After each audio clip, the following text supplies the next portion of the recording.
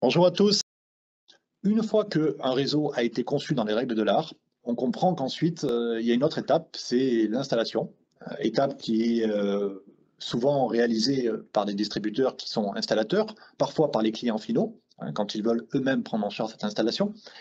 Mais dans tous les cas de figure, si on veut obtenir la performance, il faut d'abord effectivement respecter des règles qui permettront au moins de garantir l'intégrité du réseau dès son installation.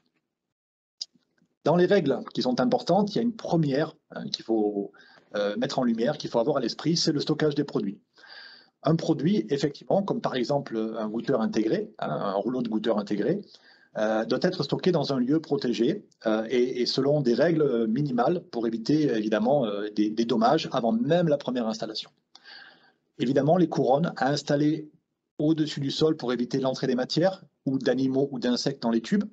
On a eu des rares cas de figure où effectivement parfois des fourmis rentraient dans les réseaux d'irrigation goutte à goutte et venaient endommager des membranes. Ça peut arriver.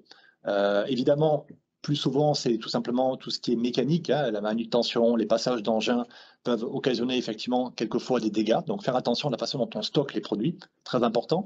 Également, ne pas les stocker non plus au sol avec des charges très importantes et durablement.